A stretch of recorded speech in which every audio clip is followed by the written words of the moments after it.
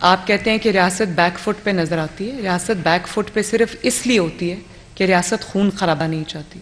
रियासत किसी भी शहरी की जान की कदर करती है, उसकी हिफाजत रियासत की जिम्मेदारी है।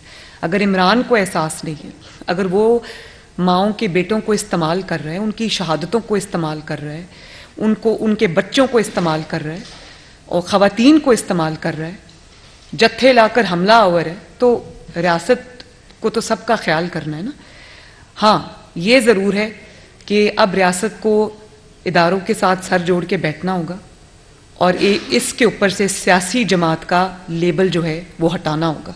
इसको एक कलअदम जमात के तौर पे डील किया जाना चाहिए, इसको एक अस्करी सियासी जमात के तौर पे डील किया जाना चाहिए और इसको एक दहशतगर्द जमात के तौर पे डील किया जाना चाहिए। और अगर ये नहीं होता तो मुझे ये बहुत बड़ा सवाल जो है वो इस हुकूमत पे खड़ा होगा। दूसरी बात आपने क्या की, महंगाई की। मुझे हुकूमत को मशवरा देने की ज़रूरत नहीं है, क्योंकि मैं ये जानती हूँ कि शहबाज शरीफ साहब हों या इसहाक डार साहब हों, वो दिन रात उनका पहला कंसर्न ही यही है और उनके एजेंडा पे सबसे नंबर 1 आइटम होता है कि महंगाई को किस तरह कंट्रोल किया जाए, IMF के साथ किस तरह से डील किया जाए इस तरीके से कि आवाम पे ज़्यादा बोझ भी मज़ीद ना पड़े। और देखिए, हम लोग पॉलिटिकल पार्टी है, हमारा अपना पॉलिटिकल कैपिटल है, हमें एहसास है इस चीज़ का। उस आवाम के जो ऊपर जो मुश्किलात आई हुई उसके साथ साथ हमें अब इलेक्शन में भी जाना है, तो हमें एहसास है इस चीज़ का।